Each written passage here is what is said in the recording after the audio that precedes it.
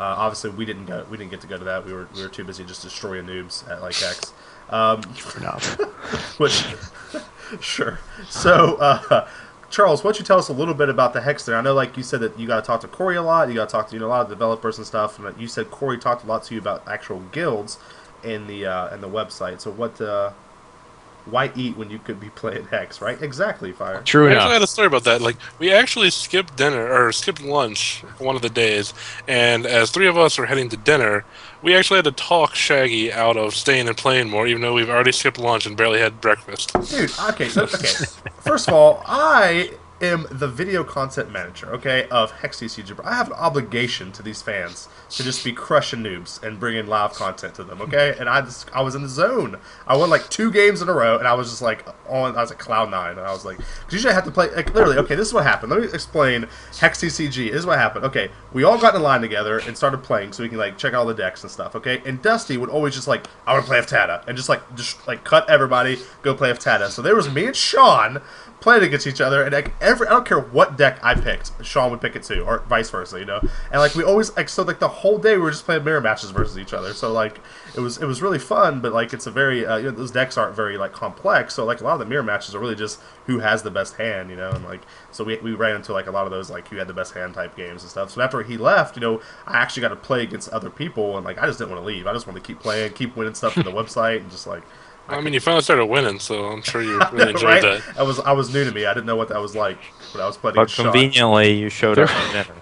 there Yeah. was totally some people taking notice to you guys because they're like, there's some people here with like tons of tickets. I hope they don't just like eBay all that stuff. Oh no, we actually are not. No, we're giving away. Yeah, we're not for eBaying free. anything. Right. We're giving Yeah, away. not eBaying anything. Yeah, we're going to make sure to get it to the fans. Because we are awesome. But going back to the Hex dinner, where did you guys? Where did we eat at? By the way, Ram or whatever. That place is actually pretty cool. We did not go to the Ram. We went quite a little ways away. It was basically a pub, and I forget what it was called, but it was a nice little pub. You know, it had a choice of quite a few different plates, you know, and even a vegetarian meal for those people that are of that persuasion.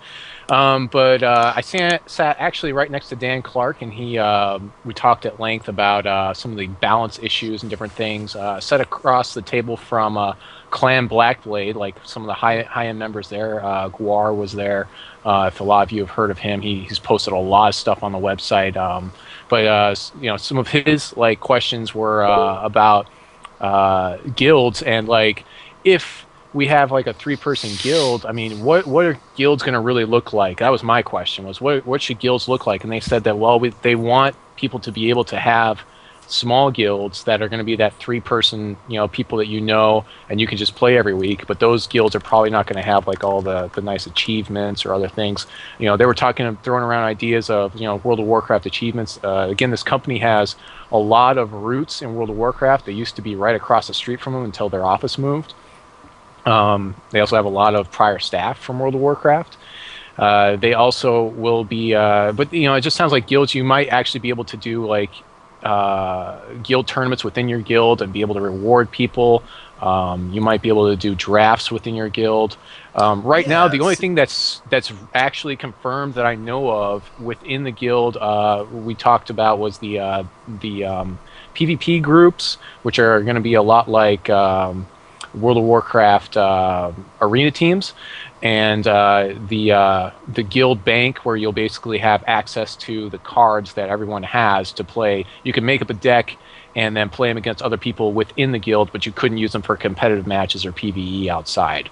Yeah, you know, that's a cool thing that you mentioned that. Like, it's really cool that they're going to let you, you know, they understand that guilds are like groups of people, and like they let you like draft with people. I love that you can share decks, and that way you can play test for big events. You know, that's like a lot of cool, and we knew a lot about that, you know, before we went into this. But it was cool that they like kind of talked more about it, you know, and like the drafting thing is super exciting. It's just really cool to draft. I don't know about you guys, but I love draft. Like, it's like my favorite thing to do. I'm like terrible at it. Like, I'm literally like the only person I can beat in draft is Dusty, because I always get like the nut hands versus them. But like other than that, like I get crushed all the time. So like it is like I love it though. It's so much fun. The draft, I feel like it's so skill based. Like it's so much fun. And like For sure. yeah. So to be able to do that against like, you know, your guildies, and then like setting out and being like, hey guys, like, where did I fuck up? Like, where did I mess up at? You know, like, why am I terrible at this? Like, let them actually be able to help you. It's something that's really, really cool. So, like, I'm really excited that we got to see, you know, check that kind of stuff out.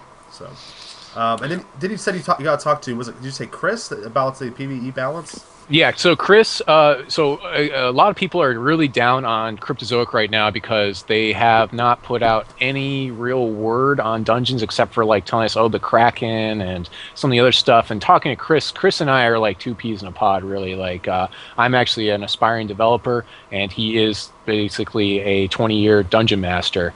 And so I had some of my Dungeons and Dragons modules, which I actually gave him, and surprisingly, with all the stress that he's under, he actually read those modules. But he's designing all the PVE content for Hex, and because of that, whenever cards are coming out on the PvP side, if he hasn't, if you can just play 4 of a copy of something and it just steamrolls PVE content, he has to redesign that content. Sure, sure. Makes Set sense. 1 and set 2, basically everything should be balanced. Now set 3, if something happens, he's basically like it happens. But the PvE content, he is putting a lot of work into this stuff. So when it comes out and we start seeing it, you know, it's going to be good. I just know it's going to be good. I trust Chris. Yeah, and I know me and you talked a little bit about that whenever me and you were talking about it. You know, I think it was like Thursday or something. But like, you know, it's really cool that like they're okay with like stuff eventually getting. It's like real content and like WoW. You know what I mean? Like eventually you just shit on it. You know what I mean? Like exactly. They keep releasing new cards or and like WoW terms like gear, and eventually you just out gear it and you'll be able to beat it. And I think that's a good idea because of that. You can make stuff pretty hard.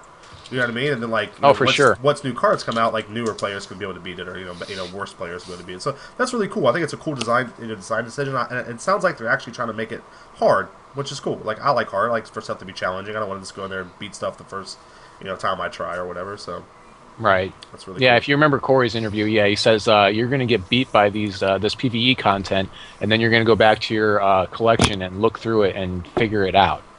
Yeah, that was his exact words. Cool. It's almost like a puzzle, if you think about it that way. Like where you can maybe change your deck for each different encounter. Like you just don't use the same deck and crush face the whole time. Like so that's cool. Yeah, for sure. I like that. Dusty, are you still there, buddy? I'm here. My video is not working, so we'll just go with it. Okay, that's fine. That's fine. I was making sure that you were still actually there. My picture looks better anyway. So that's really about it from the PvE content. Though we didn't really get any much more from that. I mean, we didn't. There wasn't like any big announcements or the big like here's some really cool PvE thing. I think actually, did you say something about like the arena thing that they had set up, where like you could start and like you fight like 25 different decks or something, and then they said like no one will actually be able to beat it. No, I didn't actually have that conversation. I do remember quite a while ago they talked about the castle defense, but I didn't ask anything about that specifically. I remember them talking about guild castles and then personal castles, where you'll be able to challenge people's castles, and they'll set up AI controlled decks that other players will be able to challenge, and then you'll basically put a pot of money and then in-game currency, not real money. And you'll to challenge the castle, you'll have to spend a certain amount of currency, and then you lose it if you don't beat the castle. And if you beat the castle, you get more money. You get all the pot out of the castle, or a portion of it. So I remember them talking about that, but that didn't really come up while we were there. Yeah, actually, I like that a lot. I actually like the castle thing. I think it'll be good on a tablet too. It's like that's like a cool thing to do like while you're traveling or whatever. Just jump in and like fight some castles and get off. You know what I mean? Like that's a cool. I like that they're not forgetting that they're gonna have that mobile side to it too, and you can tell that they're designing some content more for mobile and some content more for actually sitting down and playing, which is really neat. I think it's a cool thing that they're doing.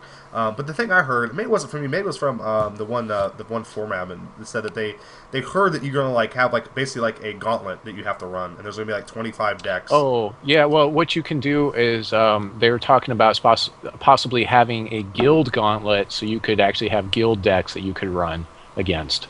So, for playtesting. So, like, in a format right now, we know that, like, for instance, there's typically like 8 different decks that you're going to see. Like given the format right now, you've got like Naya midrange, Naya control, Naya midrange, Naya humans, and Naya blitz, and then you've got like the black blue control, and you've got all the different the control decks and everything. So you'll be able to take those, clone them, throw them into your guild bank, and then you can run that gauntlet with your decks to see how viable your new idea is going to be, which is really, for me as a Johnny player that's trying to find these combos and things, like that's an important thing to have, because I sit and I run gauntlets all the time in front of TCG player. I play against myself all the time.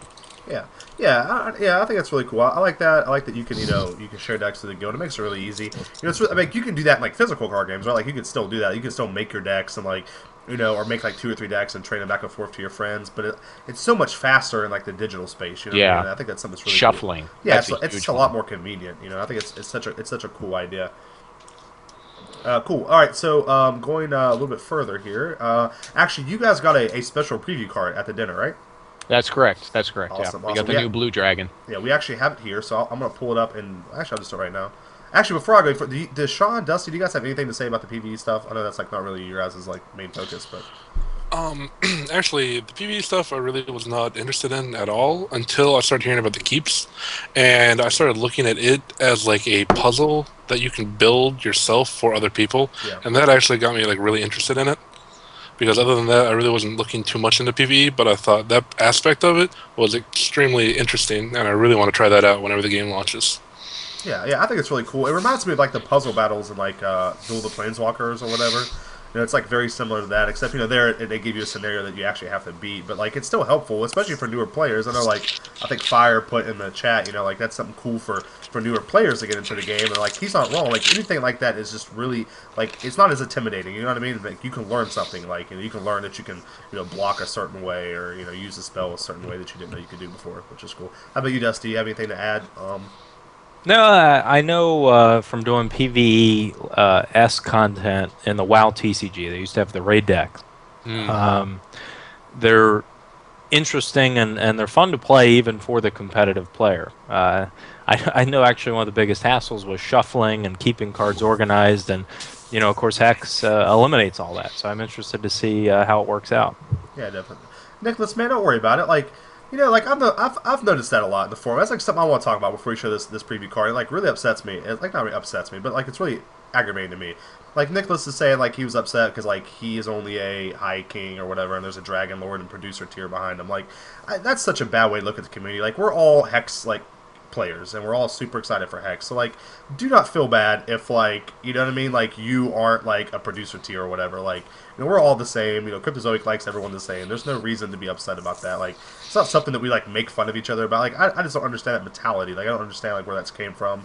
Like I think Sean was telling me like there's people like posting on their posts like what tier they were and stuff, like that makes them better or not. Like that's not the case at all. Like I know people that haven't even backed the game that when they start playing are just from a crush face. Like they're just really good at card games. Like I don't understand this mentality that's kind of following the game around. Like I don't understand it. Yeah, just to tag on to that, Shaggy. Another thing is I'm planning on doing a segment where I'm going to start a free account, not spend any money whatsoever, and see how viable I can make a deck that's going to be PvP viable simply by trading PvE cards. Sorry. Now I will have some bonuses because I'll have, but that just encourages you to get into a guild with someone that has some of those other bonuses. So I don't see that as being too much of a problem to begin with. So I'll be able to, I have like that opening hand PvE, because I'll be with somebody in the guild probably that I'll be running the PvE content, which just encourages community. But they were saying, that was another thing at the dinner that they did say specifically, talking to Corey and talking to Dan again, was it's going to be completely viable to play this game PvP for free. That by simply doing the PvE content, going to the auction house and trading off your cards, because removal is one of the key cards, and so far we haven't seen a single removal card that is rare.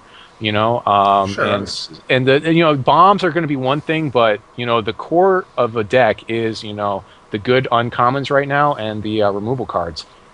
That's it.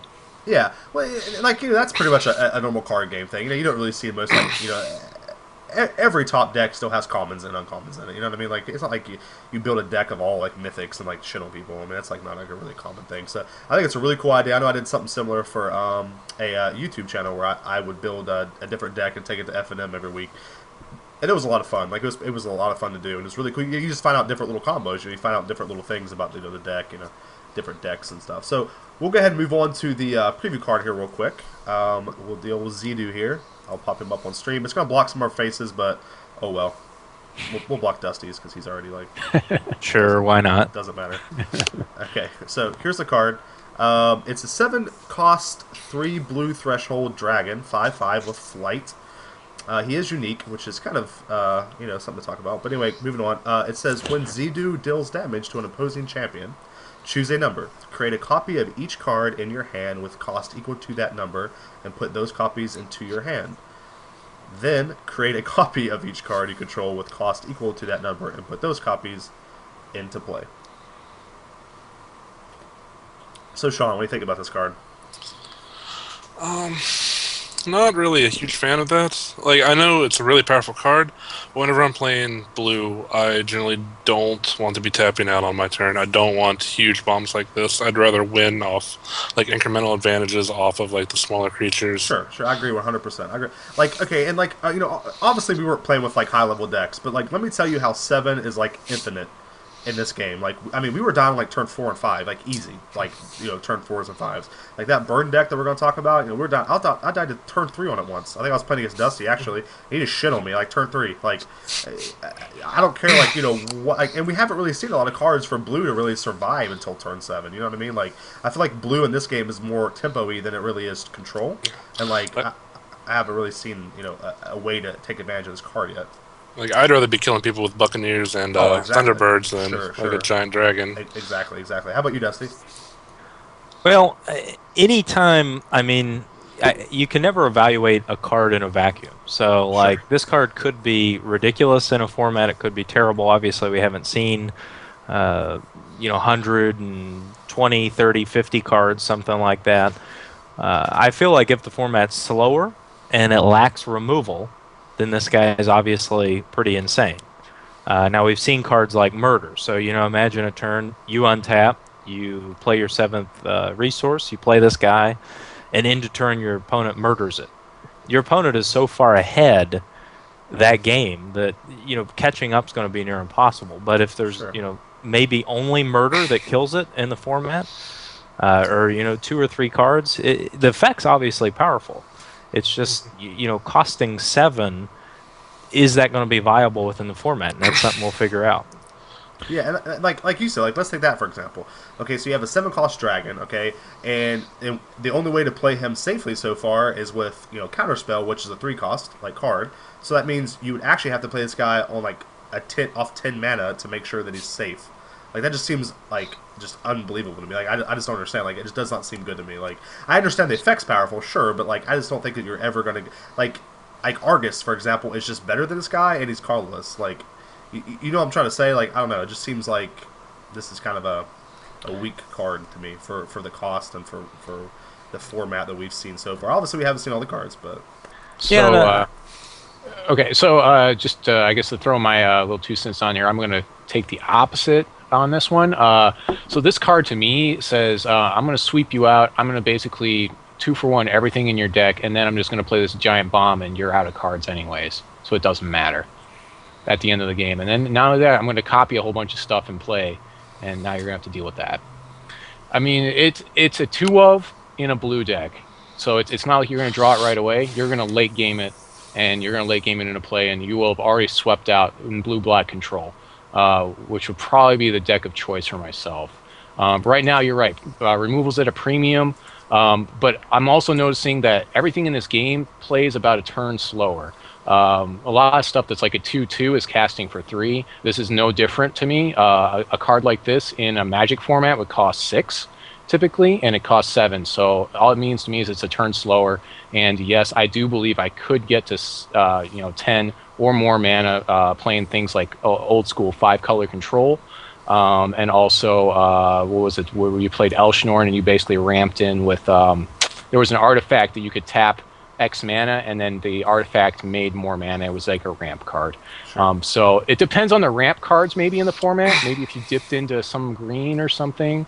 But I think this card is personally pretty viable and a nice late game bomb as a 1-of or a 2-of. The only problem with like trying to bust that with green is green's like this card's a 3 blue threshold first of all, so that's annoying. Sure. And then, like the actual only ramp card we've seen is a 2 green threshold. Right. No ramp right now. It's going to be. This is also a set 2 card, just so everyone knows. So. Yeah.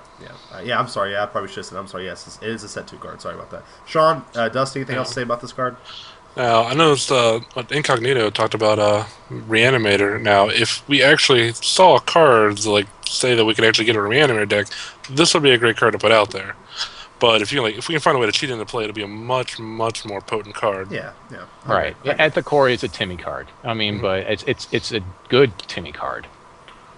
Yeah, I mean, I just would wrap it up saying, it's going to depend, like on the other 150 cards. That this card 10 years ago in Magic would have been a very good card, and that seems like where they're starting the power level of this game is, you can't compare this to Standard today in Magic because the power level of Hex at this point is much lower. For sure. We'll probably play 3-drop 2/2s, 4-drop 3/3s. Whereas, if you look at Magic, the cards in Magic would just be extremely powerful relative to what we've seen so far. Yeah, cool. I agree. I think right now I wouldn't play this card. That's what I'm gonna say. I don't think what Sean, you agree the same way. Dusty probably, Charles says he would. It's like 3-1 that we wouldn't play this card right now. It's all right. Sorry, I'll be that guy. Yeah, that's okay. We need one of those guys, right? I'll be that guy. Sure. At least you show up for the cast. All right, so it's true. Better than Ted. Bam. Finishing up the Hex no Dinner punches. segment, I guess. Charles, did you have any shout-outs you want to give? Or I know you Just met a lot of cool people. mostly Guar. If you're out there, you're listening to this, man, it was awesome to see you. Awesome to meet you. I hope that Clan Blackblade does well. You guys are all pretty awesome. Also, when I was playing Dracon 20 in line, this guy looks a lot like what do you call him? Like Ben Stiller. He reminds me of Ben Stiller. He's a Canadian, nice guy. So yeah, just give a shout out to that guy. Guar looks a lot like Thor. So, we also I met Wolverine at the con. I'll probably pull that up. I'll pull that picture up in a second and throw it on my thing. Over my face, but yeah, while you continue on. Sure, man. Incognito, thanks, man, for stopping by. Sorry if this is a little late. I don't want to interrupt Charles there, but thank you for stopping by, man. Appreciate it. Okay, cool, man. Well, I'm glad that we met so many cool people at the Hex Center. What you did, Charles, is really cool. So moving on, we're going to move to our. Did we lose your camera too, Charles? Or? No, I just swapped it so you can see the Wolverine guy. Oh, is this the Wolverine guy? Yeah, that's a Wolverine guy. Yeah, a lot of people saw him at the con. Yeah, the guy definitely does look like Wolverine. Cool.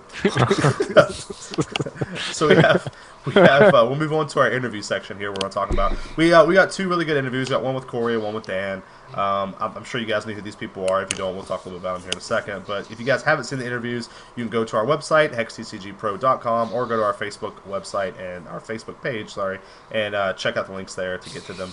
But anyway, I know the Corey interview was pretty hard to hear from a lot of people. Our bad, there was only 50,000 people beside of them that we could, it's kind of hard to hear. But we want to kind of go over kind of some stuff that we got from that interview and kind of, discuss it as a team and talk to you guys what we think it means by it. So I'll actually start with Dusty. The first thing that we got from Corey that I know that I was one of the most excited things that I saw, and I know the team shared the same thing. We all left that interview smiling because of this. But was the PvP team. So Dusty, why don't you tell us a little bit about the PvP teams, how they're going to work, and what you think about them. Well, if you didn't see the interview or have heard this, basically the concern, and rightfully so, that Corey has is guilds. Do you want to invite your friend to the guild, but you also know he's a bad card player? So you always have that. Well, we want to be friends with him and nice to him, but he's going to drag our guild rating down. Sure. So. And they come up with a perfect fix, really. I couldn't have thought of anything better myself. So basically, guilds are going to be PvE focused, so you can just invite people. Probably you'll see very large guilds of just friends of friends of, friends kind of things. Sure. And then PvP is actually going to be led by teams. So if you think of kind of like WoW, kind of similar to an arena team, basically. You have 8 or 16 people on a PvP team that will be ranked on a PvP ladder. So that's where you'll say, all right, I don't want Tad on my team, but let's pick up Sean and Shaggy and Charles kind of thing. Sure, exactly. Yeah. So very cool way to made the doing cut, guys. This is the first time in years that you've made the cut. Yeah. All right, actually, always last to get picked. All right, maybe Charles is out. We'll take Sean. Okay. Oh my. Sure. Okay. So you could, yeah. So you're right. Like it's really cool. Like it really does suck to get those people that want to join, or maybe they're just even just new to card games, and you're like you don't want to put them in your guild and like lower your rating because like this guy doesn't know what resources are, or like the guy me and Sean saw online that was playing that thought he was actually playing poker. He didn't even know what kind of game he was playing. Like you don't want to get that guy in your guild, and then like oh my gosh. Or like what I thought was cool was like you don't want the other effect is where like you are up against like a 6,000 player guild that just has so many people that they obviously have better ratings or they have more games played because you can't compete being like a small 20-man guild. But this way, you have like this, you can just make the same, you each have the same amount of team. Like you have the same team slots, you know what I'm saying? So like your team could just be better. Even though you only have 20 players, you're just better than the 6,000 player guild, so you actually, come out ahead or whatever. So I think that's Right. that's Right. so cool. It's such a cool fix for kind of the problem that we were having. Like Sean, what do you think about it?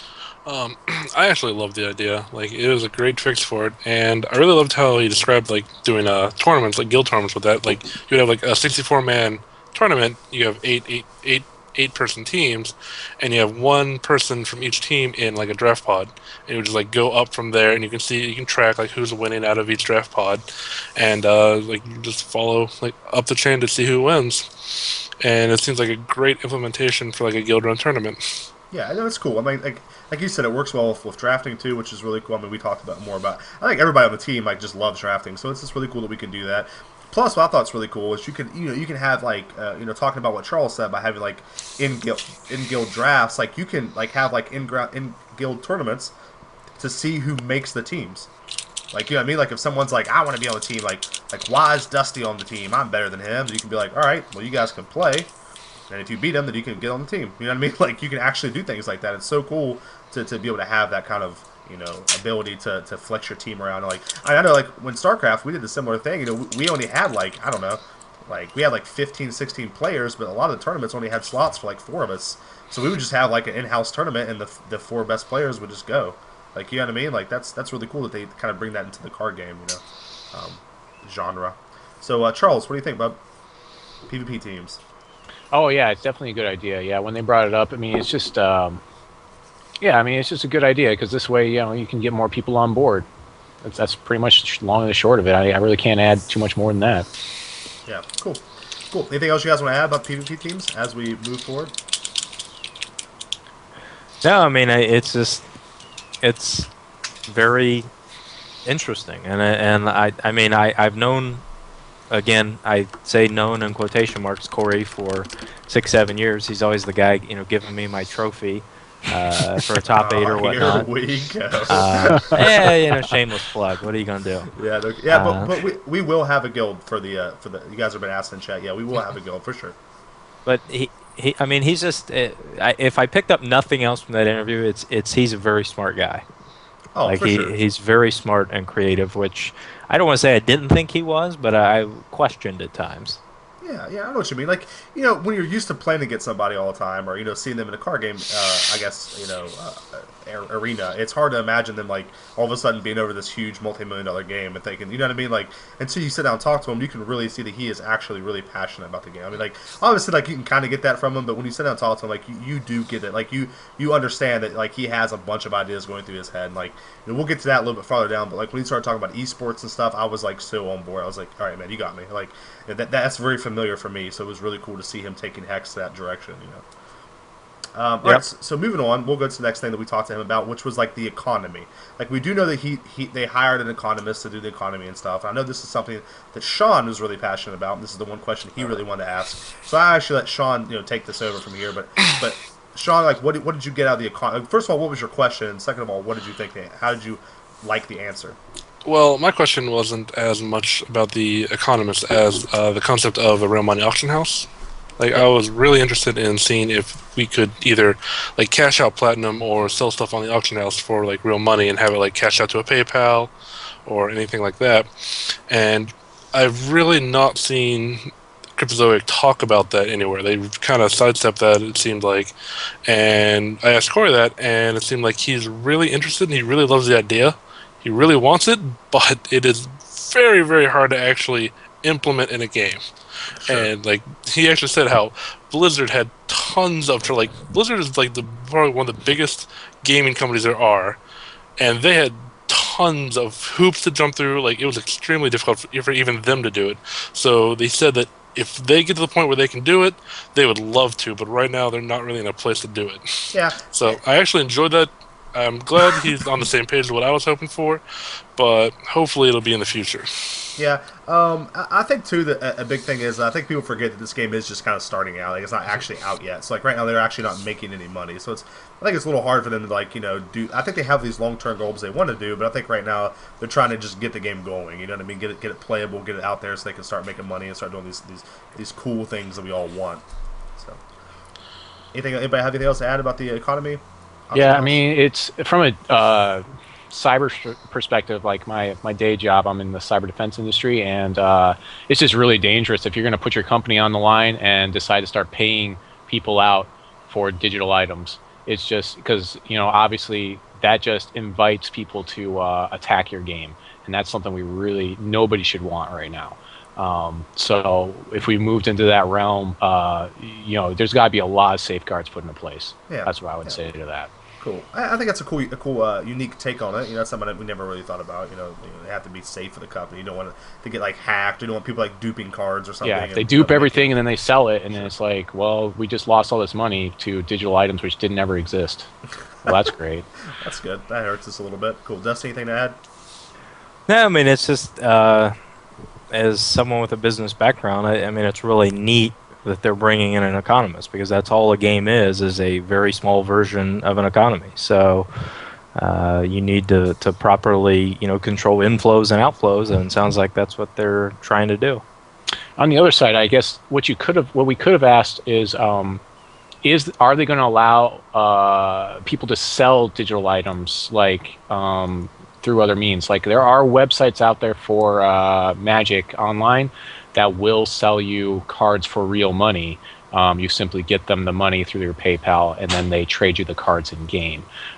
So I wonder if that's going to be a thing that they're going to allow, or if they're going to be completely against. If that's going to be a EULA thing where they're going to just say no, don't do that. If you get caught doing that, you're done. I don't think that question's really been brought up yet. Yeah. Because especially that's something that if that is doable, our site could do it, and all the other sites could be doing it, where we're basically taking our collection and saying, we don't need these cards, we can sell them to other players and then get some income for the site, and that way to keep things running, so we can get better content out there. Yeah, for sure. Like, I agree. There is, I think, some stuff that they're going to run into that obviously no other company has done yet. Because I think this is actually the most ambitious digital card game I've seen yet. They're actually just taking Magic and putting it online, but doing it a better way than what Magic did. So I think there's going to be all kinds of things they're going to run into that they didn't see, and a lot of things that we didn't think of. I mean, to us, we don't make the game, so to us it seems obvious. Like, yeah, just put an auction house up and let us buy cards from people. But I think once you kind of get and see the coding and like you said, all this other stuff, you understand how big of a thing that actually is. If you could just say that it happened, it wouldn't be a big deal. But it's actually a lot more difficult than I think what we think. Yeah. So moving on, I want to talk about, I guess, something I was super excited about. I know the whole team was. When we talked to Corey, we definitely talked to Corey, as competitive players. So we asked him a bunch of competitive questions. But cash tournaments was a big thing that we got him to actually verify and talk about. So I know we were all super excited about that. Being competitive players in other games. So Dusty, again, I'll let you start off and talk to what you thought about the cash tournaments. Well, and before we dive into that, when do you want to give away the mercenary card? Oh yeah, we'll get the mercenary card away at the end of the show. But you guys have to follow. You guys have to be a follower of the show. So I'll whoever we roll on, I'll actually check their profile, and if you're not following the channel, then we'll just roll somebody else. Which one are we giving away? Are we giving away this one? Uh-oh. Or this one? That one, the bard. This guy. one? Yeah. Ooh. He's like a shadow bard. Shadow bard, cool. That's cool. So no one ever. Go, Dusty. So, I mean, obviously, I'm as a competitive player excited about cash tournaments. I don't think people realize the amount of behind-the-scenes work required to get something like that up and running. And I talk a little bit about this in my article, which should be up probably tomorrow. You have to, basically abide by 50 state gaming laws. and make the ins and outs and the intricacies of different, gambling laws, more or less. But according to Will, and then Corey confirmed it, they think they've figured out a way to do it, which, again, is only going to raise the appeal of the game to the competitive player. Even if it's $100 you win for a tournament, the fact that you can sit down, play a game, from behind your computer and win real money is pretty sweet. Yeah, it is. And like a cool thing to add to that, real quick, is actually with League of Legends being the giant monster, like competitive gaming esports monster that this thing is. A cool thing that's actually happened recently is that the United States government has actually recognized esports as an actual form of sports. So what that means for us as gamers, like esports gamers, and like this is something that I didn't have whenever I played esports, is that they're actually going to have like their own rules and regulations. And what that's going to do is going to fix a lot of these like you can't win prizes if you're from Hawaii, Wisconsin, wherever the fuck else doesn't let you do stuff. And like instead, if you're having an actual esports event, it'll be like having a sports event, and everyone like in charge or anybody inside of it can actually win prizes. It won't be like a federal offense. It will be a gaming thing. It'll actually just be a sports thing. So that's a really cool thing that's kind of in the works now that I guess a lot of people don't understand. So once these things hits, we'll probably take a year or so. I mean, I know Charles, you work in government. It takes about a year for everything to kind of to go through.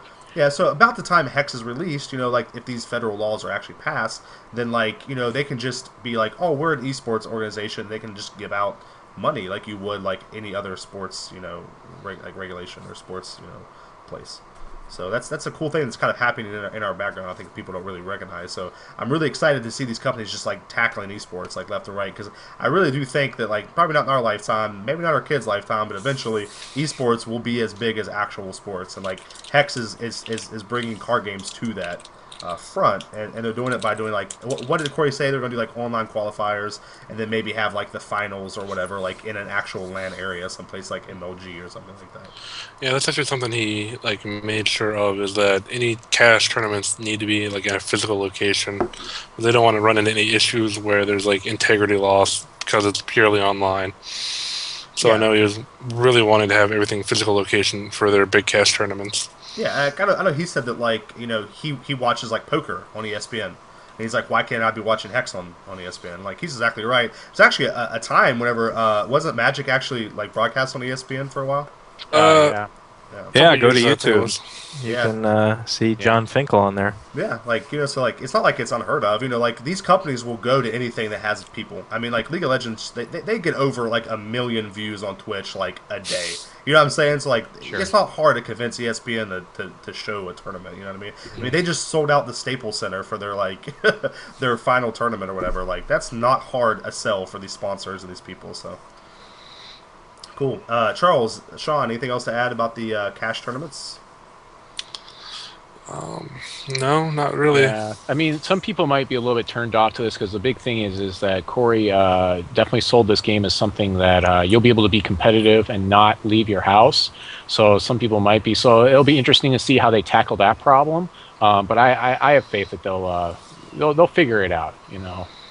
We'll see. Maybe they'll have some sort of incentives when you get to a certain level that they'll either get you airfare or hotel or something on top of getting you there, when it's like a world's level, and everything else before that's really not cash. Also, what's exciting about this whole thing is that they hold the Guinness Book of World Records for the most cash paid out for a card game with World of Warcraft. Cool. So I mean, we're talking about $100 here and there. It's probably going to be a little bit more than that. Just saying. Yeah. Oh no.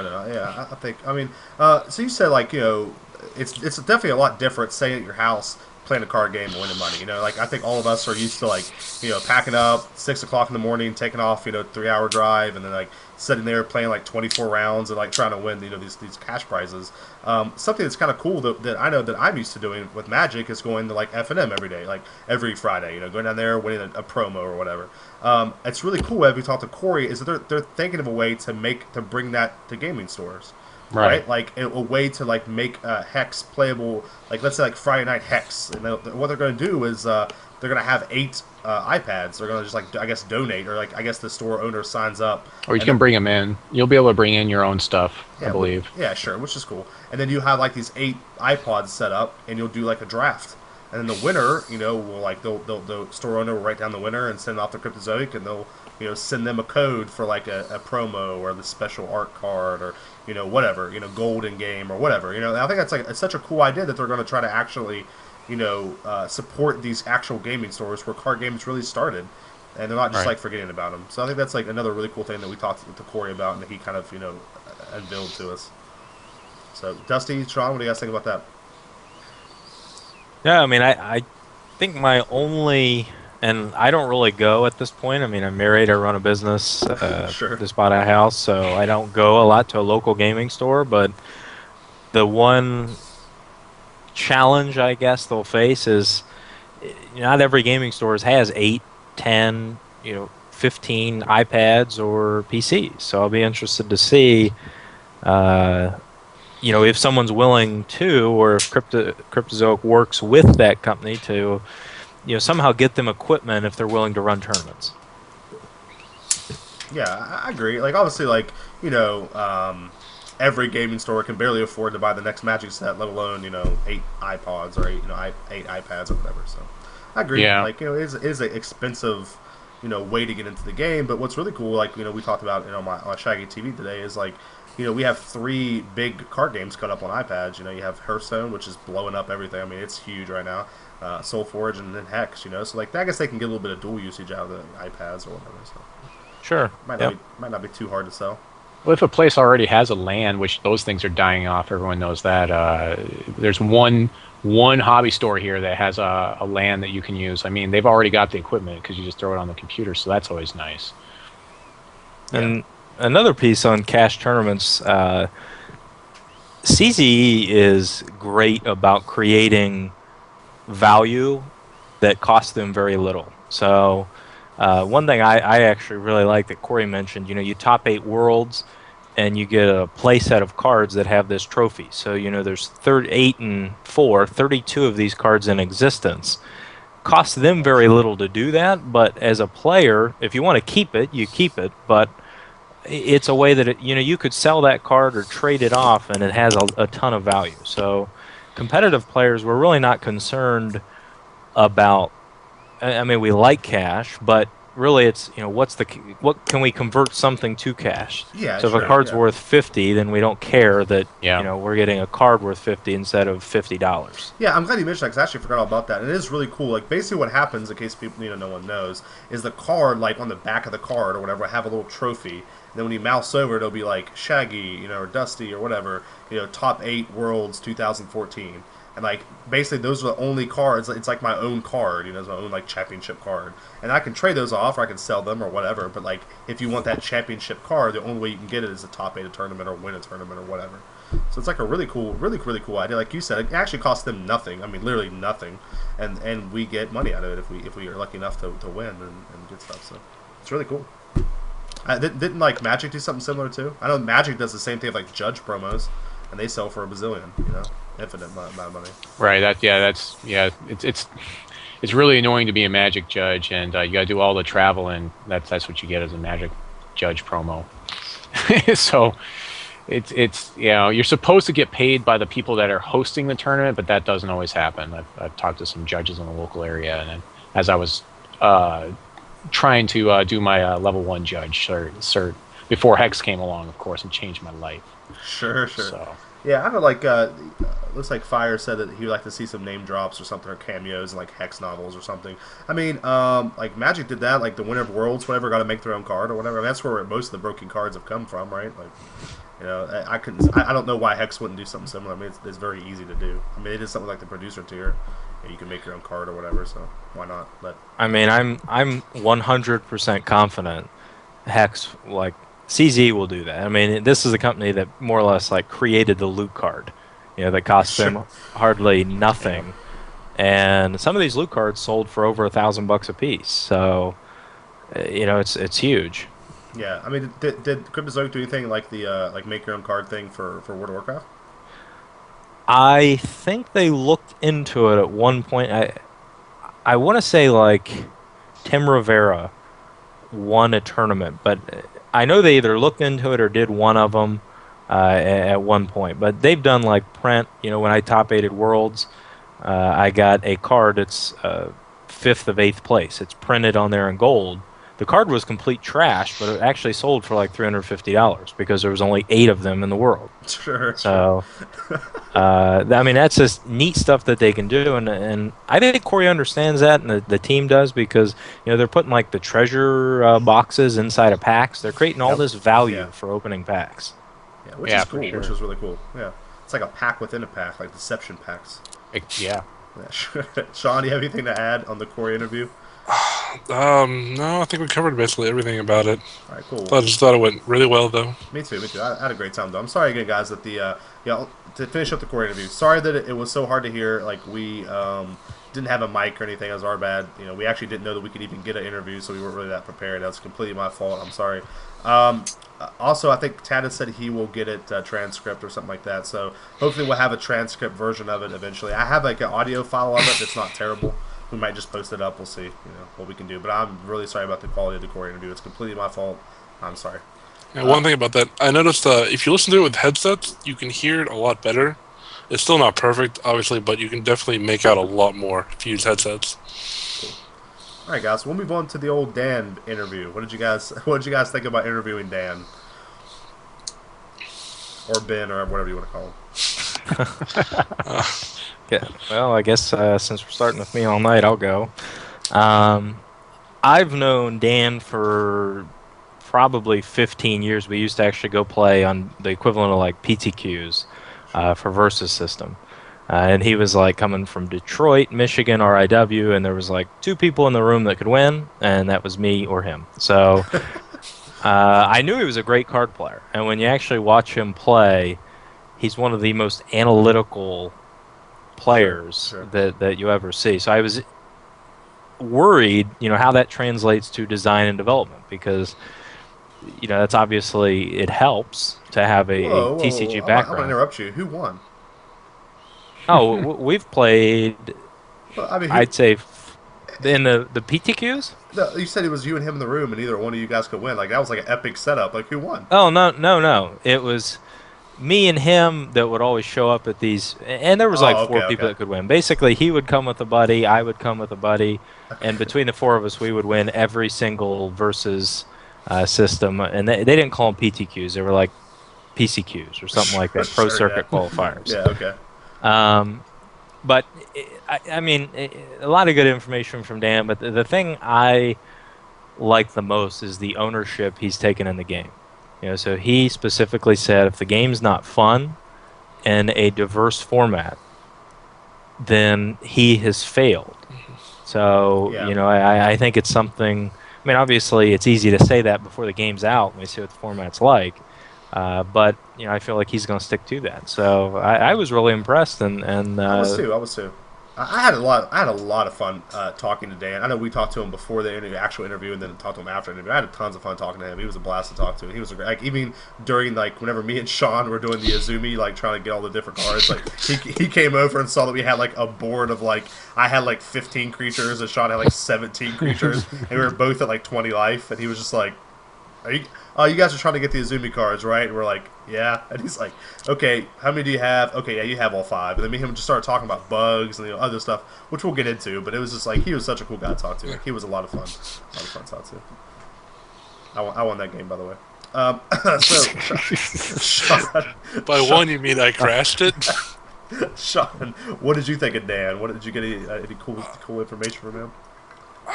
I would say, in a word, passionate. He seemed very. It feels like he's put everything into this game. Like his entire, like everything that he could, he has put into this game. He seemed very, very in for this game. It was great to see someone that actually cared so much about their job and about doing well with what they're doing.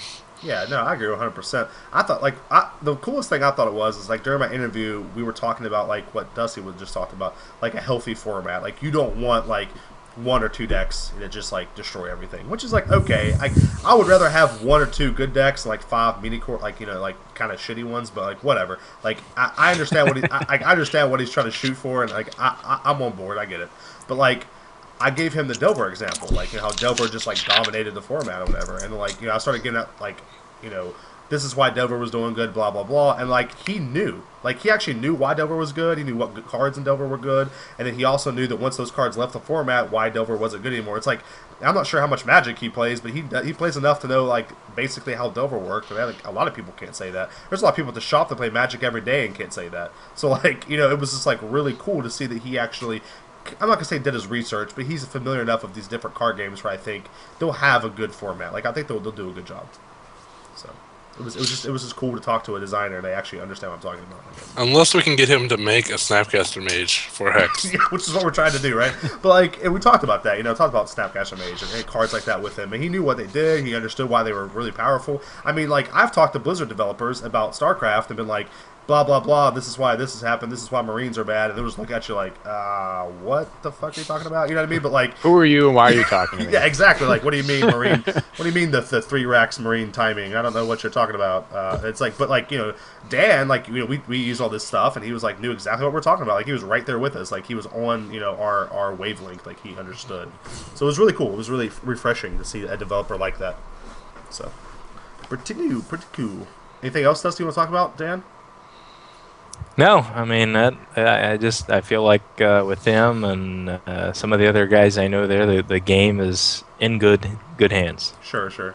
I know one of the funnest things we talked to Dan about was the bugs, the different bugs that was going on. Like, and I mean, and there was a lot of bugs, which is fine. Like, I know there's some people in line that were like little kids, and they're like, "There's too many bugs." It's like, well, sure, but like, this is the first time, and like literally, if you guys have ever watched the video, like he actually almost cried like whenever he talked about seeing these people play the game for the first time. Like you got like remember they were working on this game for like what 2.5 years, and like at Gen Con was the first time people has actually played it, and like he was just so emotional. Like I was afraid he was going to cry. Like I wouldn't know how to handle that, by the way. Like I would have just shit my pants. I would have no idea like how to like comfort the crying Dan. But like Charles would probably be like, Ben's crying, go save him. But like no one else would. But like I was like it was just so cool. Like I think actually almost everybody in this call right here is like super into game design. And like we've all like talked to each other about our different ideas, and just see Ben Dan almost cry was like insane to me. Like it was actually just like it really shows you just how passionate he is about the game. You know what I mean? That like just watching 150 JMOs play his game like actually almost made him cry. And like and really the game wasn't that buggy. Like it really was. Like sure there's some stuff that didn't work right, but like there's still shit that doesn't work right. And wow, and that game's been out for 10 years. But so some of the bugs like Bone Warrior, like for example. I'm glad you brought that up, Sean. Sean played the mono black deck the first time, and he like somebody attacked with like a 2/1 or something, and like Sean's like, I'm gonna blow him out by blocking with my Bone Warrior, and like he blocks it just dies. Like his Bone Warrior just dies and goes straight through the graveyard. It doesn't turn to a pile of bones. It was actually worse than that. Like I was playing against the mono red deck, and he's already rage fired me once, and he's got like 2/1s out there. I got my 1/2 Bone Warrior, like 6 mana, and he rage fired the second time. But puts it to the Bone Warrior, and I'm like, I'm going to blow this guy out. It's going to come back, and then he's going to attack, and I'm going to reanimate it and like kill one of its like 2/1s and just completely destroy this kid. Ragefire resolves, and my Bone Warrior just stays dead. And I'm just like, cool. And he swings it, and I just start to die.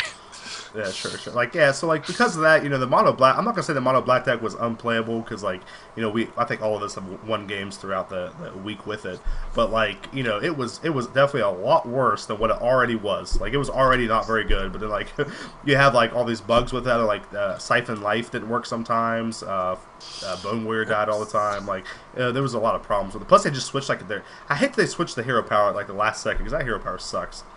But cool. Gain 1 life, lose a life. Yeah, I think that's like the worst like hero power. It's not bad. Sure. It's the cost of it. It only costs 2 charges. So for that, it's decent for like what do you call it, for control. But yeah, it's not amazing. Yeah, I'm sorry, guys. I'm sorry that we talk so much about Magic. It's just very much like a way we relate to it. I really do. I apologize that we talk so much about it. It's all that stuff. Blame me. Yeah, sure. Also, there was like the double Inferno bug. That was like one of the funniest things that happened. Like Inferno, in case you guys don't know, it deals 3 damage to each player at the start of their turn. So That was awesome. And the card is very, very good. But the problem was, if you had 2 Infernos out, it basically blew the game up. The game actually blew up. So like I had 2 Infernos in my hand, and I was waiting like 4 turns to get one more resource to play it, and I finally draw my resource, and the judge girl walks over, and she's like, I thought what she said was, you can play Inferno, and I was like, whoa, I know, like, you know what I mean, like, I know that I can play this card. So I like turned around, I was like, what? And she was like, don't play both Infernos. And I was like, oh, okay. So like I played my mana and I played Inferno out, and like what happened all week, I was against Sean that was also playing the mirror deck, right?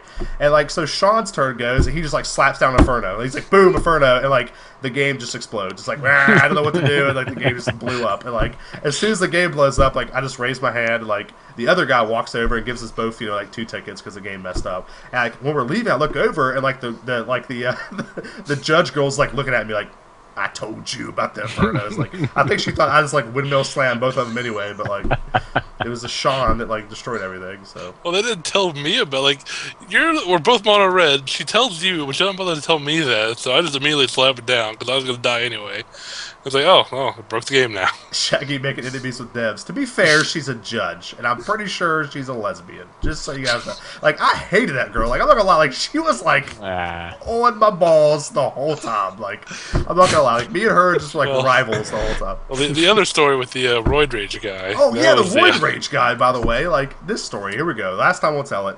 We were in. Okay, me and Sean were in line. Okay, and we're going through line, and we go up, and this kid in line is like sitting there like playing. He's like all into it, like I'm playing, and like he just stops and looks up at Sean and goes, "Help me!" And like Sean is like, "What do I do?" Like Sean is like a cool guy, right? Like because he's in here, I'll say he's cool. But like he is like very like I'm not gonna say like silent, but like you're not a very like outgoing person, I guess. Like you don't want to like talk to every single person that talks to you. So Sean's like, "Oh my god!" And it's like acts like he doesn't notice him. So like the whole time the guy's just like, "Help me." Well, I actually did not notice him at all. Oh, sure, yeah, okay, didn't notice him at all. Okay, so the kids like they're like, "Help me," and like the 12th time, like Sean's like, "What, man? What do you want?" And the guy's like, "Is this like poker or something?" And like Sean's just like, "Fuck you," and just like turns around. Like I'm pretty sure Sean thought like this kid's trolling me, right? But like so I walk over to the kid, I'm like, "Hey man, what's up? What's the problem?" And he's like, "Well, this guy played a creature, so do I have to also play the creature?" And like it's like Go Fish or something. And like I was like, "No, dude." And, like so I have to like explain to the kid what like a trading card game is. And like I look at the score and he has 20 life and his opponent has 8. So he's just like obliterating this guy. He's like, no, he thinks he's fucking playing poker, and he's like just crushing this kid. So this kid swings back at him for like with a 14-14 like mushwalkie, right? And so the guy's like, "It says block. It says I need to get blockers. What do I do?" I do impressions. That's my like really weird kid. Help me. Like, that's the only one I have. So like they swing with this 14-14 mushwalkie, right? And like so the kid's like, "I need to block. I have to block. What's that mean?" And I was like, "Well, you can use a creature and block." And so he tries to take a creature out of his hand and like block with it. Like he's like, "Block." And I was like, "No, man, you have to use like a creature on your board." So he tries to block with like this 2/2 or something, and I'm like, "No, dude, just block with your 0/1. Like that makes more sense." And as soon as I say that, this kid like stands up and is like, "I didn't know I was playing 3v1 over here," and just like starts like yelling at me and Sean. Like he's like, "I'm sorry, I didn't know I had to 3v1 you guys." So like I was like, "Dude, like first of all, like we're on your side." Yeah, first of all, this kid thinks he's playing poker. I think you're okay. Like I think you're gonna win this game. So like after that happened, like we continue to help the kid, and like we leave and go down the line. So I walk up to the judge girl. I was like, "Hey, this kid over here," and like by the way, the kid had like I'm not gonna say Down syndrome, but he had like he wasn't all there. Like he was obviously slow. Like nothing against him at all, but he was just like not all there. Like he had a mental condition. So I walked to this guy. I was like, "Hey, dude, this Roid Rage kid over here is playing against this like Down syndrome kid, and like." Is being really mean to him. Like, he's like actually yelling at him. Like, you should go do something about that. And like, this bitch is like, "Oh yeah, I saw that. I understand both sides of the story. It's fine." It's like, it's not fine. Like, you have this guy like yelling at a kid with like Down syndrome. Like, it blew my mind. So like, the rest of the week, me and her were like arch enemy, like rivals. Like she wasn't on the dev team. She was just a really bad judge, and I didn't understand it. So that's my rant about the girl, that judge, person, evil, mean, bitch, bastard thing. And by the way, just so you guys know, by the way, she has had questionable calls in the WoW card game too, right? Like she's like the worst judge in WoW too. So just so you also know. All right, we'll leave it at that. That was one of the incidents involving Shaggy there. Sure. So bugs. Okay, going on to the decks. What were your guys' favorite decks at Gen Con? Well, I guess starting up here again. My favorite deck, because I like to win, Here we go. was the best deck. If you're good enough, you can win with Mono anything. Ruby. So I played the Mono Ruby deck a lot. Played the Mono Blue deck a lot, and those were Mono Ruby. I think is a little bit better in terms of the starters. Got me. I think I lost once with it all weekend. But other than that, I only played like 3 decks because again, it's all about winning. Oh, here we go. Yeah, we don't have like a website to run or anything. Yeah, like he doesn't like checking stuff out. Like, That's what you guys are for. So here's what happened actually was that Dusty got into like a fucking tournament match with Tata. So they're like best of 3 in each other all the time, like actually trying to win. While me and Charles over here crashing the game with a Zuby, making like 60 million bunnies everywhere. Like, sure, I get it. Like we're the pawns, I guess. So yeah, like the burn deck was very good, very good. We have like the Rage Fire. Obviously, is an insane card and was like amazing. I know I won a game by just having like 3 in my hand, and, like knocking the guy to like what 16 or 12 or whatever the hell math is, and just like knocking him down to 12 and just being like, gotcha, like cast all 3, like you lose. That card's good. Inferno was really good. I mean, even had like a lot of fast creatures. I don't know, like it was a good deck. It was a good deck. Charles, did you get a chance to play it, buddy? Oh yeah. I didn't play as much. I was trying to check out the company and check out Gen Con, but I got 5 decks in. My favorite one was the well, I call it the red white humans, but everyone's gonna get the ruby. What is it? The ruby diamond humans with the inspire. My favorite card out of there is that Legionnaire of Gawain. I know there were some problems with him all weekend, but in my first game with him, I had him up and then Blessing of the Fallen, and I just basically sat and looked at my opponent's hand, and he had like 2 cards in it. I just waited until he dropped all the cards out of his hand and then blew him out. And that was my first one. Actually, I didn't lose all weekend, so even when I played different decks there, Dusty, you know, I don't know if it was just me or I don't know. Yeah, I just like people were talking in the chat. Dusty, I'll let you just answer here. Did you have any mana problems with the burn deck?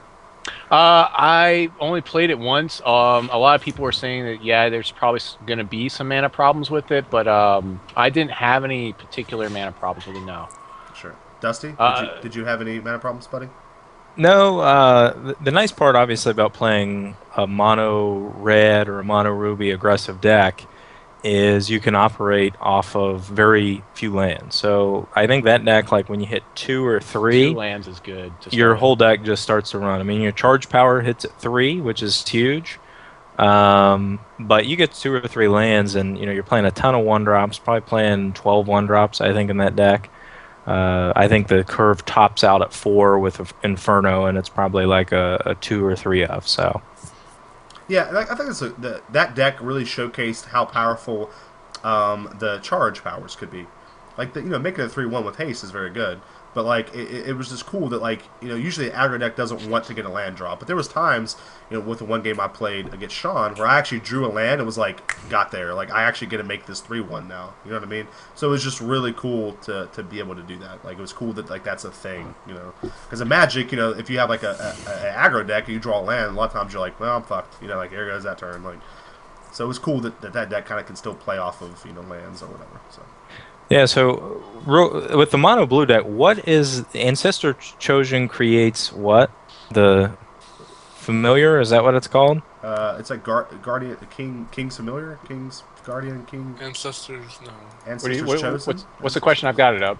Ancestors Chosen creates what type of creature? The 2/2? Oh, here we go. I have it on the Facebook page. It's an Ancestral Spectre. I've got it, yeah. Okay. So, quick story, and Charles has it up there. John Tata, like we call him Luxac, he plays that guy, Ancestors Chosen, on turn 1. On turn 2, at the start of his turn, it shuffles 2 of them back into his deck. So he has 2 of that guy in his deck. And of course, his deck's what? 52 cards at that point, plus 2. So he has 54 cards. He has 2 of that guy in his deck. And what does John do? Literally, top card off his deck, 1-drop, 2/2. Well, that's easy. Nobody know. So, draws a card. And then next game, I played the mono blue deck. And I kid you not, I don't have a photo of this. I had 36 ancestral specters in my deck before I actually drew one. Over half of my deck was specters before I actually drew one from the tournament. But that card is a perfect example of the digital space. So, and it is pretty high variance. No, it is. You're right. It's a very high variance card, but it's definitely like, it's won me a lot of games. I know, like, I drew two back to back. I played one, drew, and got another one. That was awesome. I think it's a good card. I think it's obviously very good in a lot of the other formats, but I think the card's actually pretty cool. As far as the digital cards are concerned, it's definitely a very unique card. It's one of those. Like, I feel like the coolest thing about a lot of these digital cards is that, like, they're not necessarily only digital playable, but they're just easier to do in digital. Like, it's not hard to make a Magic card does this, right? Like, you just reach over and get 2 tokens and they're in sleeves and throw them in your deck. Like, that's not too hard to do, but it's just much more easier and smoother to do it in this digital format. It's just so cool to see. That card's definitely really cool. So does anybody else want to talk anything else about the burn deck? Anything else you want to say about it? Any cool games you experienced with it? Nope. Yes, no, nope. Kind of maybe yes, no. Okay, Sean, your favorite deck? Favorite deck probably be the blue tempo deck. All right. Top 3 probably be the blue tempo, the mono red burn, and then the red white human inspired deck. I really like the blue tempo deck, although I do not think it was matched up too well with the mono red head to head. But I still enjoyed it. I enjoyed playing it much more in the mono red deck. I did too. It felt a lot like Delver, kind of. It had that tempo-y feel, and it was just a lot of fun to play. Yeah, especially if you can go like Buccaneer, Bouncer Dude. They recast it. Buccaneer bounced it, and then like Time Ripple bounced it, and it just felt great like doing that.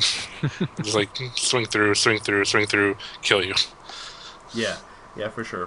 Charles, anything to say about the blue deck? Did you get a chance to play it? I did, unfortunately, not get to play the blue deck. I kind of wondered about. Someone told me that they actually played the what is it called, the dwarf deck, and they actually won with it, which is surprising to me. But yeah, those were the 2 decks I didn't get to play: the dwarf deck, that one, and then the one with all the what do you call them, all the orcs. I didn't get to play that one. I think that was actually our first game, me and Dusty, or me and Shaggy, and I actually crushed him with the blue artifact deck. I think I read out like 2 like worker bot factors immediately, and they just started like chaining off each other, and I was like volcaned him out of the game. Did you say the game we played that you crushed me? I don't remember that game. Oh, that's weird. You really didn't do much. I was basically doing everything in the game. You're just kind of sitting there F6ing. So sure. I don't recall that game. That's weird. Cool. Charles, actually, Dusty, anything I know you played the Tempo deck a lot. Would you have anything to add to the Tempo deck? I mean, I have some things to say, but I want you to go first.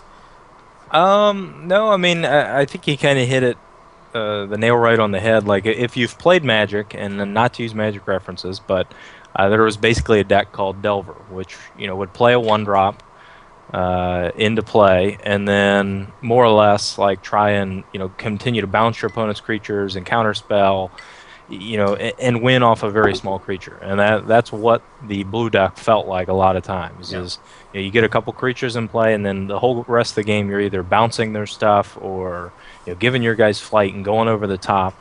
So I'll be interested to see. Yeah, because if that deck is viable when every card's released, I'll be interested to see that. Yeah, I agree. The deck was awesome, but some of the things I want to talk about the deck was actually something we talked to Dan about in our interview. Was the Buccaneer? Well, actually, it might have been Corey we were talking about. Yeah, it was Corey about the Buccaneer. That card is absurd. That card's so good. And, like, the deck list actually has 3 counter spells in it. The deck didn't run 3 counter spells. It ran the 3 Time Ripples instead. But, like, the fact that you can, like, play a card out, bounce the creature, it gets +1, a lot of times, was kind of like a pseudo removal card, because, like, they missed their land drop, and then they couldn't actually cast a card for a couple turns, and then, like, you have this 2/2 beating them, but you can give that 2/2 flying off your hero power, and then with air superiority, it's a 3/3 flyer, and you're just, like, destroying people. I mean, like, it was just a really, really fun deck to play, and it was, like, Corey said, it's very close to being dangerously overpowered. You know, like there's a lot of decks just can't handle that, and that's with like the precons that we gave. Like once we actually get cards or whatever, like you know, I think that deck's going to be one of the most terrifying decks to play against. You know, Especially in a, I noticed also, especially in draft too, because I kept noticing like Buccaneer, Counter Magic, Buccaneer. Thunderbird, like all those spells are also like common. So like this is something you could really see like in any draft. You'd probably see like a mono blue tempo deck come out of a draft. oh no, like I'll tell us, I need to get guys like during our Facebook conversation. I did a couple of Hex drafts the other night, like just for fun on the Hex like deck builder website or whatever, and like there was like 2 out of the 5 I did. I just like actually just drafted them on a blue deck. It's absurd. You know, it's like it's obviously really good. So cool. Anything else to add with the tempo? Nope. Also, the Owl guy is really good. Did you guys get a chance Oh, to yeah. play? Did you guys get a chance to play with him at all? I think it was only Yeah. like 1 or 2 in the deck or something, but I don't know if you guys had a chance to actually play with him. But he's actually really good. He's a lot of fun. He's a coolly balanced card, like a coolly designed card. I'm sorry. I don't know, it works really well. I don't remember what his name is. I'm terrible. with Wizards of the names. Silver Talon. Charles is our card guy. There you go. I am the card. So, like, guy. if I you have a pretty haven't good memory. if you haven't looked at the decks, there's a 2-cost enchantment or permanent, whatever they call them in the Hex universe. Constant. Constant. There you go. That gives +1/+1 to all your creatures with flying. So you could play that guy. You get your token, and he would be a 1/1. He would be a 2/2. If you had that constant out, but then you give your hero power to give the 2/3, the actual guy flying, and you know it was a ton of value town. So I think hero powers are something we probably at some point will talk about more in depth because they add another element to deck building that you don't sure. see in Magic. For sure. The life gain deck, for example, was just so powerful with its hero ability or whatever. Yeah, That's probably one of the only things on the tempo deck because everything had flying already. It was kind of like the hero they threw you was kind of like, and more flying, double flying. So Sure. yeah, Sure. Plus, it had the Sapphire aura too that gave stuff flying. yeah. I actually loved it because you were able to just like give flying to your Buccaneers or give flying to that wizard. Like you had some ground creature or the Ancestor Chosen. You just had some of your ground creatures that are still really good, and you just give them flying. So your entire squad is just flying in the air, and it made it like run even better. Yeah, I love the deck. I think it was probably one of the best design decks there, like for sure. It had no bugs either. The deck ran perfectly, so I liked it. I was really happy about it. Charles, what was your favorite deck at Gen Con 2013? Well, I kind of touched on it before the Ruby Diamond humans. You know, again, Gawain was huge for me. The Legionnaire Gawain, Lord Alexander the Courageous is pretty crazy for that one. This guy, he gets, you know, he just basically hastes those guys right into play. Speed in this game, you know, just throw him in there. Unfortunately, he's unique, but other than that, I mean, you know, just throw him right in there. Something else we might, I think, is kind of interesting looking at the landscape of card games in general is it feels like. You know, this game obviously came a lot of the ideas came from Magic, but it has its own flavor to it, and then we've got the champions and stuff. If anybody had seen some of the recent Magic stuff lately, the new set that's coming out for the pre-released, everyone's going to get handed what's going to basically be a champion, and it'll have a tap ability that will be ready to go as soon as you start playing. It'll be in play as soon as you start playing. So I was like, well, I guess they just took some notes from what's going to be going on in the card game landscape, and you know, it's just. I mean, it's pretty obvious. I mean, you gotta keep moving forward with things. So, Cool. yeah. Yeah. So the Inspire deck was actually me and John's pick. I think it was maybe me and John's, maybe not. But during Shaggy TV, that's the deck that we said that we thought was the best deck moving into Gen Con before the blue deck and the Orc deck got spoiled. And I'll tell you what, I actually love that deck. I still think it was one of the best decks there. That if you just drop the Legionnaire at the right turn, you just blow out your opponent. Like your opponent actually has no way to win. I know. As long as he works. Yeah, as long as he works. I guess he was bugged a little bit. This is the biggest card in here. The Yeah. combo between this and the Legionnaire. Sure, Blessing sure. of the Fallen. Yeah, but like I know the first game I played against the Function Fells kid. It's like on YouTube and stuff. I actually played him the first game I played there, and I played a humans deck, and he played a humans deck, and I kept a hand that had Legionnaire in it, and I got like a perfect curve up to him, and just like killed all of his guys and swung through for like 28 or something, and just like one shot him. Like it was a very that deck is very good. Dusty, did you get a chance to play with the Inspire deck at all? No, I played against it a few times. John was a fan of that deck, and it'll be interesting with that. I'm not really a believer in the Inspire mechanic at this point. So I'm happy to be proved wrong, but for constructed play, it's one of those wait and see. I think a lot of the cards are just too many of the cards, at least that we've seen with Inspire, are too weak to see play in constructed. But Okay. could be wrong. Obviously it's going to be awesome in limited, and it makes for a fun, interesting limited format because you have a lot of synergy between cards. So Yeah. I think that the Blessing of the Fallen that Charles has up on the screen right now is actually the key to making the deck playable in Standard. Because without a card like this, what's going to happen is you're just going to get board wiped and get obliterated. And Exactly. I think that card has a chance to make it playable in Standard. But again, we'll have to wait to see if there's because some of the cards are actually kind of bad. Like some of the Inspire cards, like Kraken Guard, I really don't like him that well. And there's a couple other like Sword cards. Trainer, Sniper's pretty expensive. Yeah. So Sean, did you get a chance to play with the Inspire deck? I know you did, and your Legionnaire didn't work for you. Yeah, I got to play a couple times with him. Actually, in the early part of the week, I played with him, and my Legionnaire worked. And I hit him on turn 5, blew someone out, had Lord Alexander swung in for 25, killed him immediately. And then I think I played against John, and then my Legionnaire got inspired 5 times, and I dealt 1 damage to all of his creatures, and none of them died. So that was pretty cool. And they just came over the top of me after that and killed me. I was like, oh, all right then. But no, it was really fun to play. If you got your curve, if you got the curve, that deck was impossible to beat. It felt like you just ramped out and just destroyed your opponent. But if you didn't curve out, or if they were able to kill off one of the creatures you needed, and you kind of fell apart, it was a little weak at that point. But definitely had probably the biggest potential for blowouts in the decks. Yeah, I agree. But I guess that's kind of how you always build your deck, right? To win if you get your exact curve and everything works out well. The good decks though will work no matter what, or at least have a chance to. And I feel like that's going to be Inspire's big problem. If you get the wrong cards or you don't get the right Inspire chain, then you're just going to get blown out and lose. So that's probably its big weakness for sure. I think it could be a very good draft strategy, but not constructed as well. I agree. Dusty, do you have something else to say? no, I think that covers it. Okay, cool. I thought I saw your thing Yeah. Okay. Yeah, I was just saying, we also haven't seen all the cards, and maybe it might go mono white, and that would really help out a lot. But yeah, we need some dual sources to make this more viable. Yeah, sure. So moving on to my favorite deck of the place. My favorite deck was the mono black deck. It was my favorite deck to play. I thought it was tons and tons of fun. Unfortunately, it was by far the most buggiest deck. So literally almost every card. Actually, real quick, going back to Inspire deck, the hero power didn't work either. By the way, now that we're talking about bugs, the first two days the hero power didn't work.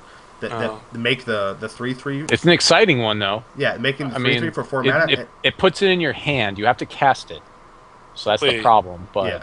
That's not the hero that the Inspired deck had. No, it is. It is. It is. The first 2 days it didn't work, so they actually changed the hero power. Oh, because they couldn't get it to work, and they gave it they give a creature it gives you this. It gives you this. I know that's what it's supposed to do. But Right. they changed the hero the 3rd day or something. Oh, I don't know what champion they changed it to. Which was really good for it, actually, because I had so many turns where I went turn 4 Sword Trainer, turn 5 Resource, buff the Sword Trainer, drop down Sniper, and then shoot them in the head for 10. Yeah. So they had some troubles with it, and it was okay. I know I talked to Dan about it, and I think he said something about the card not being in the database or something, and they couldn't actually fix it. But it's whatever. It was that hero ability is actually very powerful, making the creature because she gets to inspire triggers and stuff. So it was cool. It deals really well with sweeps and things like that. Yeah, sure. So anyway, moving on to the mono black deck that I liked. It was my favorite deck of the whole thing. I just enjoyed playing it. It was so much fun to play. I felt like obviously the number one problem with the deck was that it was buggy as hell. Like the Bone Warrior didn't work. Your hero power wasn't the greatest. Life Siphon didn't give you life back half the time. Like there was a bunch of other bugs that we ran into with the deck, but other than that, the deck was okay. But another big problem with the deck is like you didn't really have a win con. There was like no way for you to win. Like if you just couldn't kill him with life siphons, like you really couldn't win. Like you have your big whatever the chosen card that comes in and kills 2 creatures, and then you get this 5/4 that can't be blocked that they just murder, and then you just get blown out or bounce back with a bucket. Terrible. It is the worst card I've ever seen, especially in a control deck. Especially also when your Bone Warriors don't work. It also makes it terrible. So that card was just trash, and was very frustrating to play with. I'm trying to think the best card in the deck was the 3/3 unblockable with lifelink. That's how I won most of my games. I just would bring him out and just swing with them. It's pretty bad when the 4-drop 3/3 is the best win condition for the deck. But the deck was terrible, but it was still my favorite deck to play. It was so much fun to play. You could actually lock the board down and draw tons of cards off of the Pact of Pain or whatever. So.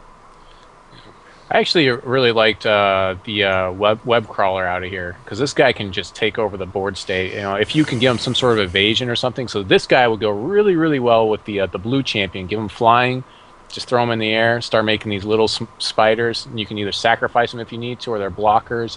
Just a really, really strong combo there. Yeah, I won a couple games with him. I would say I won the game off of him, but I definitely got an amazing position off of him. I had 3 little spiderlings plus him, and I was against an aggro deck, so you could just had these little chump blockers all day. It was fun. The deck was really good. It was, like I said, by far my favorite deck to play. I just like decks that give you card advantage. So that deck actually was able to give you card advantage. So it was really cool.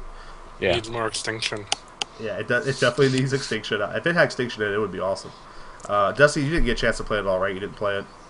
No, just played against it. And I echo those thoughts. It has some good cards.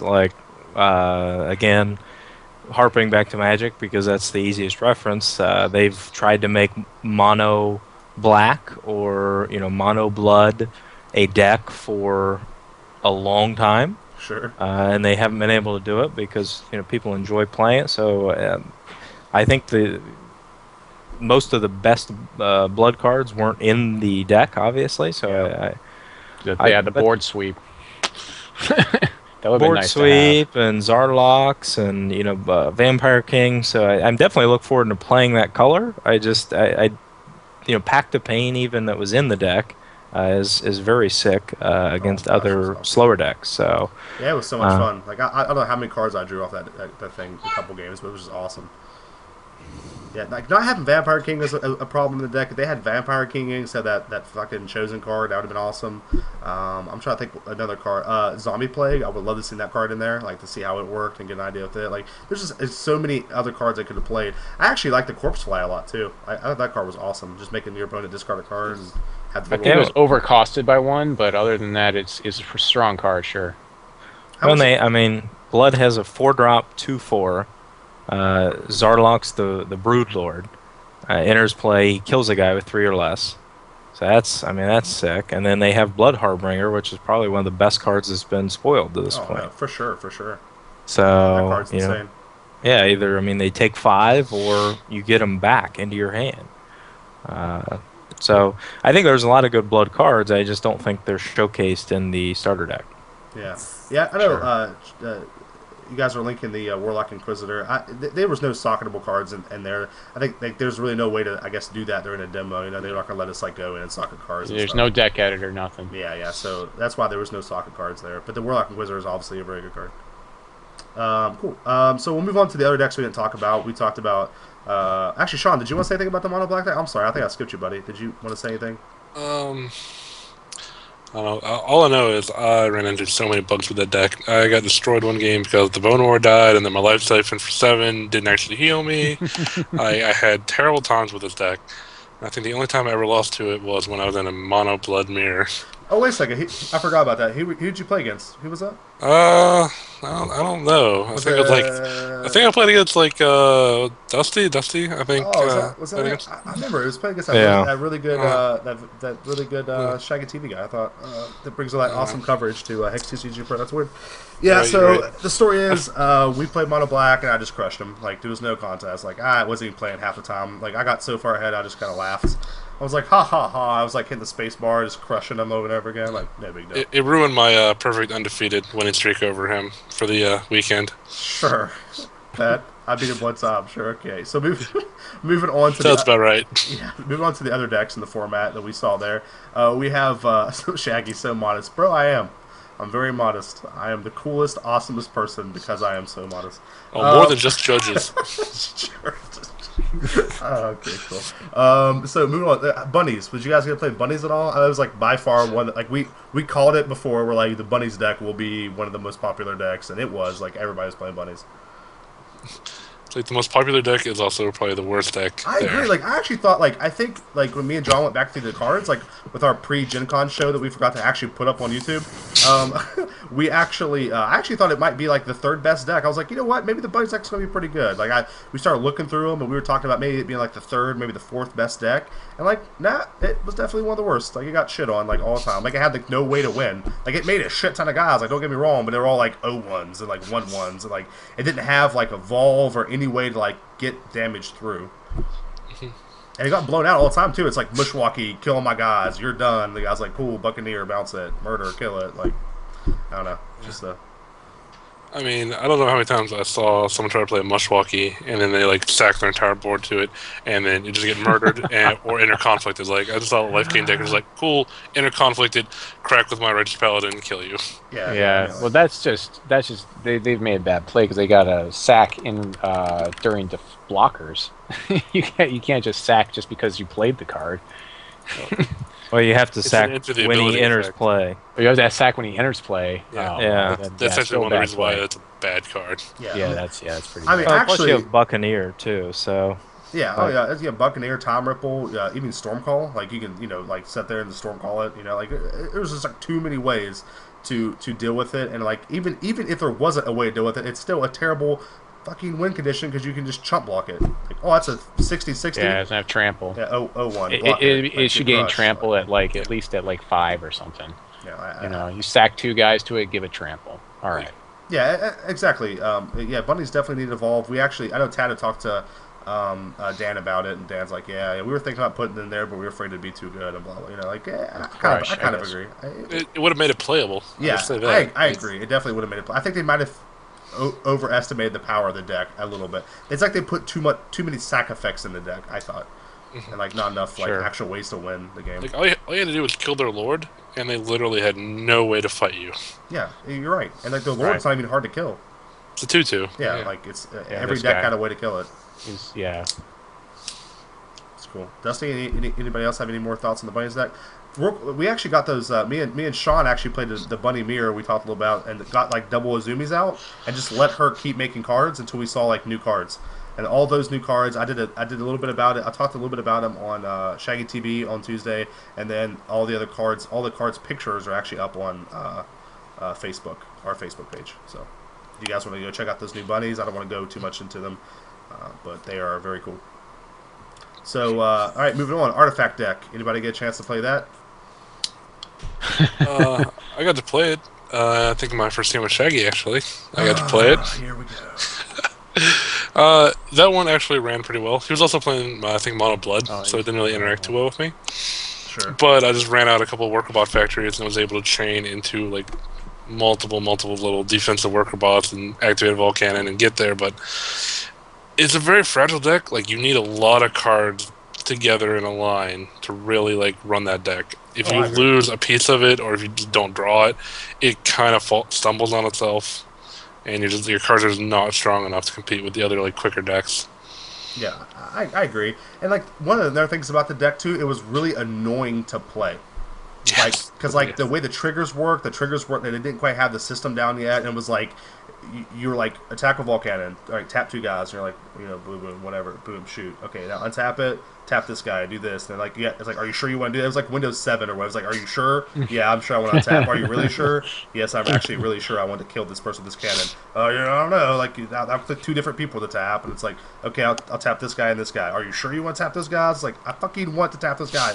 Like, let me shoot this guy with this cannon. Like, it was like the most annoying, like, by far the most clunky deck to play, but it was really good, and it was like very well put together. It was just like really annoying to play. Like, I thought, like, it was really annoying to play against too, because you just sat there waiting for them to like hit spacebar 6 times and blow you up. Like, it was just, I don't know. Sapper's Charge, by the way, was awesome. That deck, like, that's another bug that happened that me and Tata found. He was playing the life gain deck, and he had that freaking card. I don't know what it's called, but it's like the O whatever, like O3, and whenever it attacks, it has like its toughness turns into its power or whatever. Yeah. Do you know what I'm talking about? Okay. Yeah, I know which one I'll find it. Well, he like buffed it up with all these cards and shit, and he had like, this huge creature. So like he goes to attack with his guy, and it's like a 30-30, right? And like me and him were pretty close. It was like he had like 12 life left, and I had like 20. So we're like pretty even. And like he goes to attack, and I use one of my worker bots to block, and then I Sapper's Charge my worker bot. So like what that happens in like Magic World, and what's supposed to happen at Hex, is that the guy is blocked, but he hits nothing, so he gains no life, right? Like that's like a common play. So I do that, and it's like, oh, congratulations, Dusty, you did the right move, and I'm like, yay. He gains fucking 30 life and like still blows you out. So that was like a huge bug. They didn't quite have that, like the damage on the stack thing working right. So instead, like I lost my guy and he gained 30 life. I didn't lose life, but like I still obviously lose the game because I can't burn him for 50 damage off 1 Volcannon when he has a 30-30 attacking me. So it was frustrating, but like, that happens. Hopefully they get that fixed. Oh, they will. Yeah, we talked to Dan about it, and he was like, yeah, you guys are awesome, and we're like, oh, we know. Cool. All right, moving on to the Orc deck. I know you played it, Dusty, right? You played the Orc deck, the black-red Orc deck. Yeah. It was. I mean, in terms of the power level of the deck, it wasn't as good as just the mono ruby. I never seemed to really get a good draw with it to get a good feel of how the deck's playing. So either I would flood out, draw too many resources, or I would have like that Fang of the Mountain God that Charles has up there. I would have, 4 of him out, and he's actually, so I have a 2/2. My opponent has a 2/3. I can't attack or make a good attack, so he's actually sitting there killing me. So I'm dying to my own guys. So all in all, I mean, I think there's probably a deck there somewhere. When you see the full set, but a lot of these guys, they limit your options. You're going to take damage. The Savage Raider you have to attack with. I never got the more powerful synergies into play. Yeah, I agree. Like, it had some, like, nut hands where you could just, like, play stuff out. Like, you had these crazy enraged guys that were hitting for, retards amounts of damage. But most of the time, you just got land screwed because the deck's, like, really hard to play. Like, it had a lot of, like, double threshold cards. And, like, it's like you can never really play the deck the way you wanted to. It was like, if I draw a blood, I can maybe play this guy. And, like, you never did. And it was like, you had to mulligan a lot with it. I know when I played it, I had to mulligan, like, a lot with it. So, I don't know. I didn't like the deck very well. I actually thought the deck was... On stream, it looked a lot more powerful than what it really was there. I think, at least. Sean, did you get to play it all? I played it once. I really didn't enjoy it too much. I think I lost to just a mono blue tempo deck where I would get to like the little guys out, but as soon as I got like a Zoltok down or like the Endbringer or anything like bigger, it would just like get bounced, and I really had no way to deal with that. And the deck didn't have enough burn in it, I think. I agree. It didn't really have a lot of burn. I know. I'll never forget that game I played against you and crushed you. I was playing the mono blue deck, and I got out like the turn 2 Thunderbird or whatever, and you were just like, and like it actually lived the whole game and killed you. Oh, and, yeah, I remember like after the game, you were like, why does a black-red deck have no way to kill a 1/1? I was like, I don't know, bro. Yeah, that was that game. That was that game. Yeah, like, I had no burn, I didn't draw a Rage Fire. I don't even know what removal it had. I could not find it. Yeah, it was like, I just don't understand. Like you had that was a perfect, statement. Like black red is like traditionally like a removal city. Like he should have died before it was even like my next turn. But like I just like end up beating you with a 1/1. Like it was like an 8/1 when it like swung the last time. It's like I like literally got 20'd out by this one creature that I could not kill with 1 toughness. Sure. Cool. Yeah. Cool. Well, yeah. Awesome. Definitely need some more burn in there. Yeah. Did you get a chance to play it all, Charles? I did not. It does look, looking at it now, it looks somewhat underwhelming to me. I would say, as far as the decks I played against all weekend and ones I've seen people played, this one and the dwarf deck were probably the least played. So the least that people were excited about. I would gauge it that way. Sure.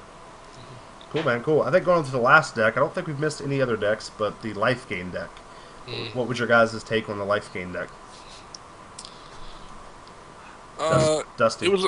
Oh, go ahead. Well, from my end, I only played against it because John is always trying to gain life in every single game that we play. So You're right. Like the Soul Forge deck, right?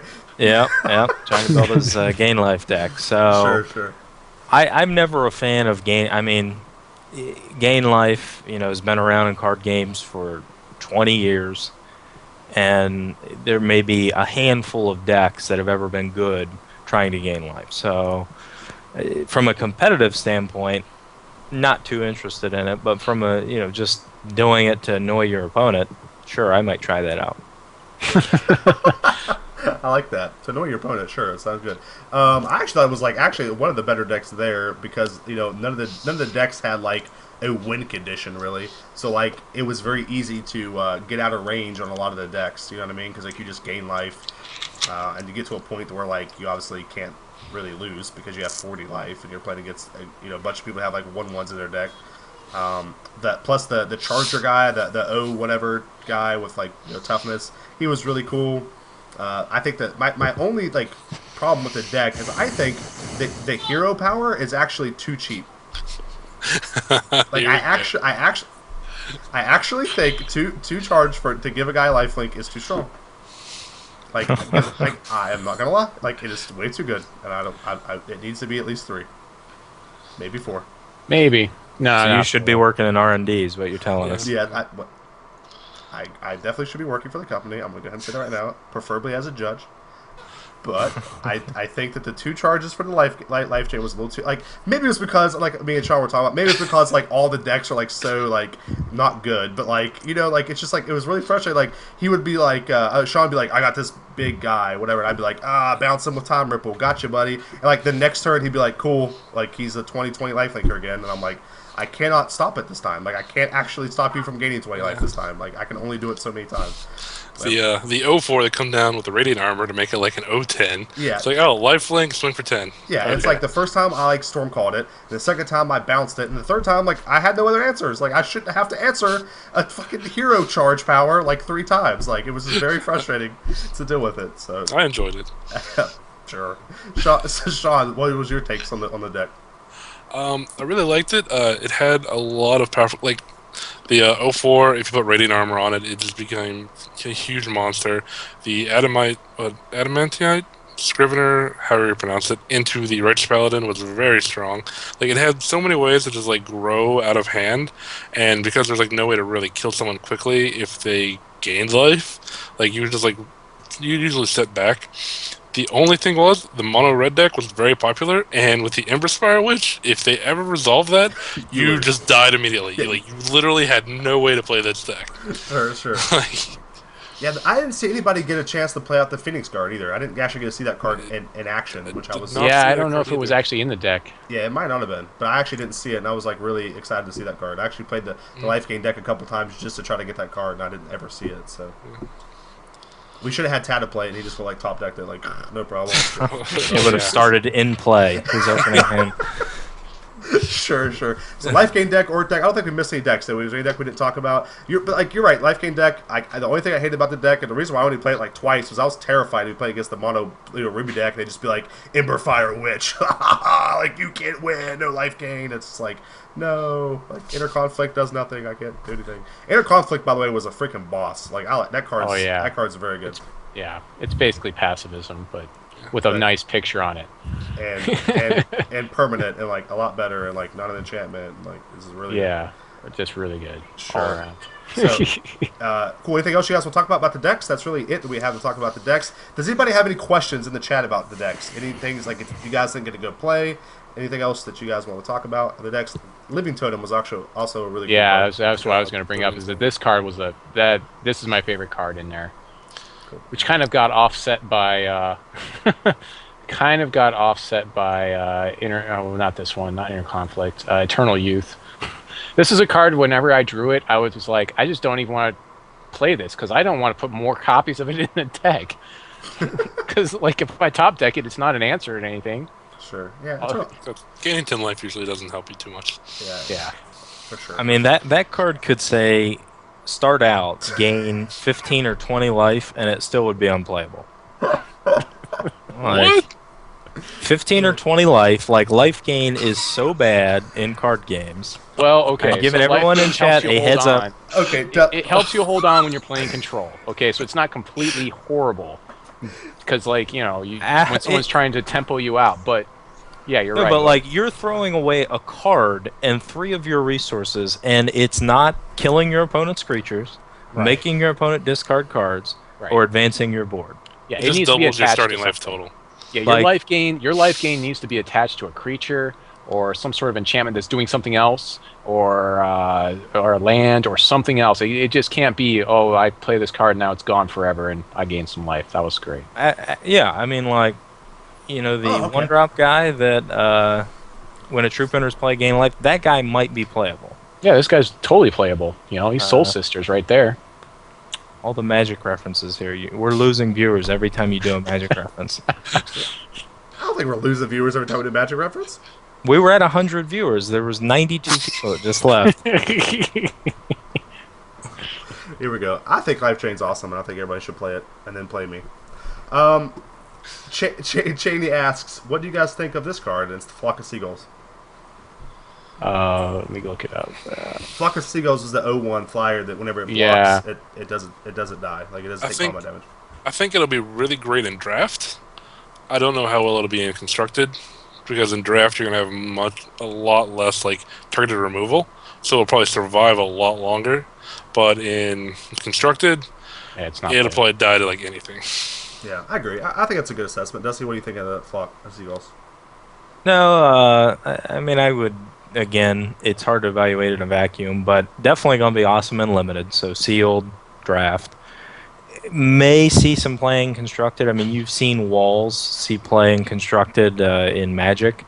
So it's going to, you know, if there's a card that, like a Ruby card that costs 3 and deals 3 damage divided as you choose, this card's going to be horrible in constructed. But it's just going to depend on what the format looks like. Because Sure. if it costs 3, I would say absolutely not. The fact that it costs 2, I'll say maybe. Yeah, there's a lot of cards too. I know it's like the one dwarf. Is it the the one that comes in deals 1 damage or whatever? Like it can easily take care of it, and it's a creature. Bombersmith? Yeah, Bombersmith, whatever. There's a lot of creatures that come in and like deal damage as they come in. I mean, I don't think the cards would be that good to constructed. Like I agree. There's just too many ways to deal with it, and most of the stuff that's good to deal with it is like a common card. Like it's not like that hard to get hold of. I think though, in draft, like you guys said, it'll be good. I mean, I'm saying that because you guys said that. To be honest with you, I've actually never played with a card like this in draft ever. Like I've never seen a card like this in draft. Like what? Like Fog Bank is like close to what it is. Like I fucking never it used is. Fog Bank.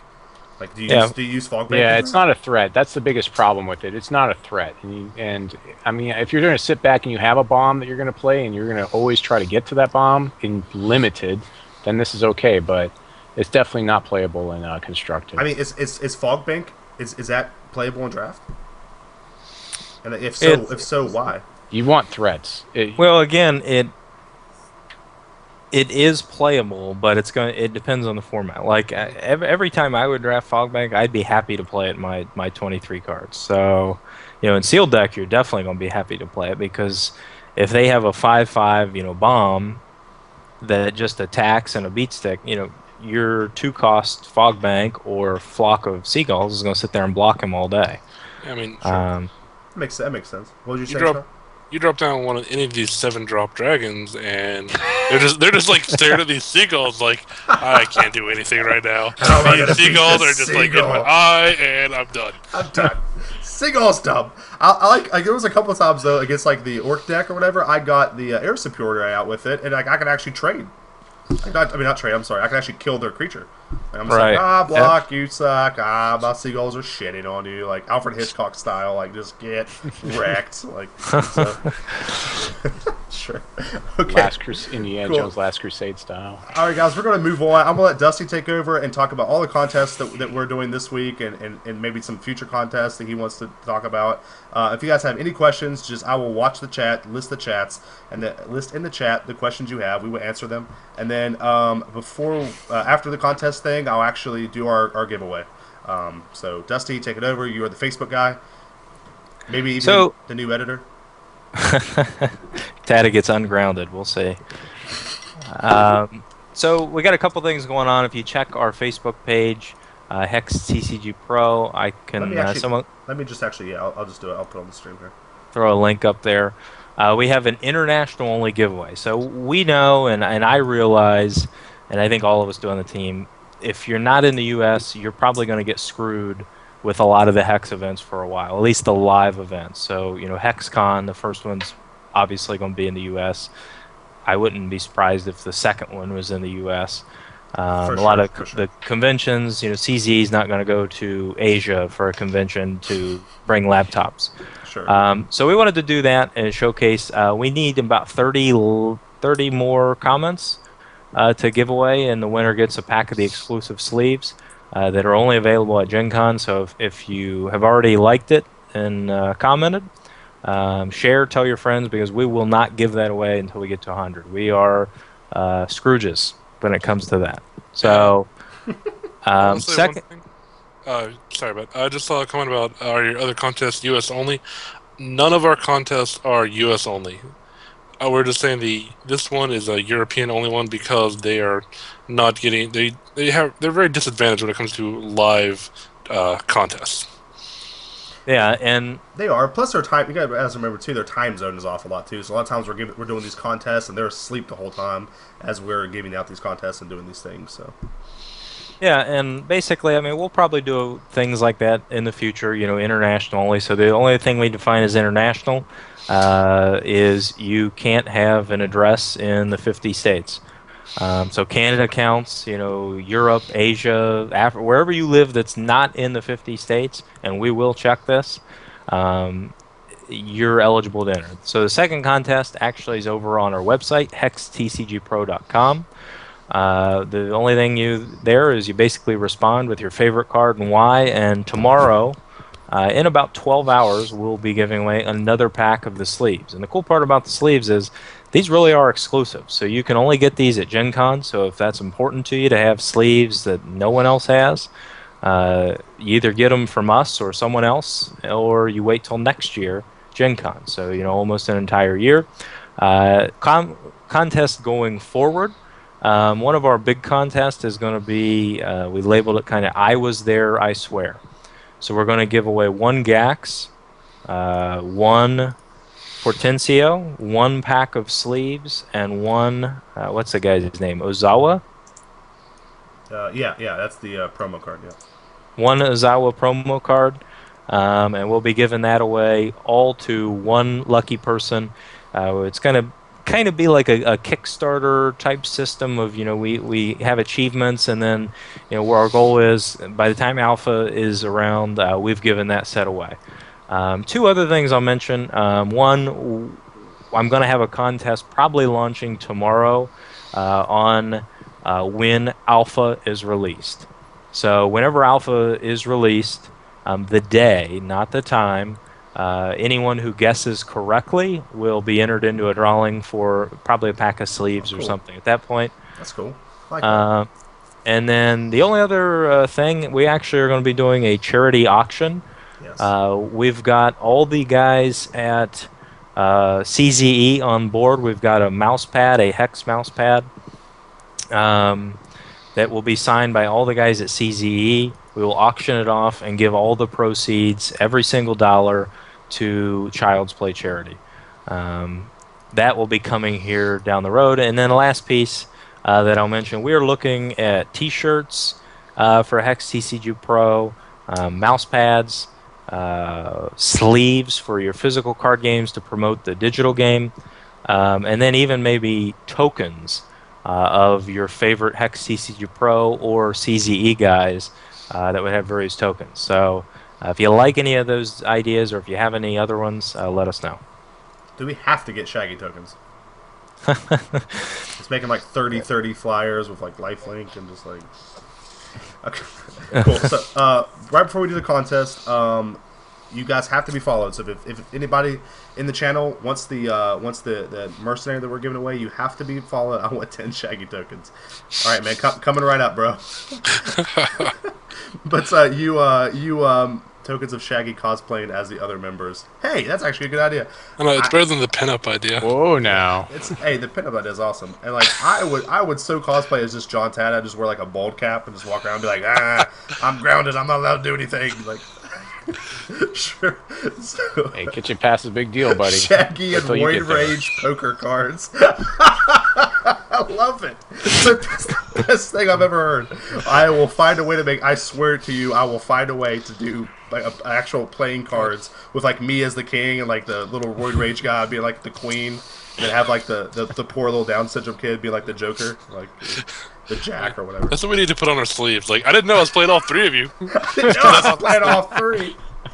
Sure, definitely. Dude, I love it. I love it. Thank you guys so much. So, but before we do the contest, I'm actually going to go over some Shaggy stuff, Shaggy TV stuff. But make sure you guys are follow the stream or you will not be eligible for the giveaway. So, real quick, popping it back over here. If you guys go to Shaggy TV, or if you guys just look down here in the channel, I will have this updated schedule up here. The dates are wrong because I'm an idiot. I'm sorry about that, but I will fix that. You can always see when I'll be streaming and what times, what dates, what I'll be streaming. So everything here has already been done. Tomorrow I'm doing my new game Friday. We're at 3 p.m. Eastern Standard Time. I play a new game. The goal is to eventually be able to just give away one of those games to you guys.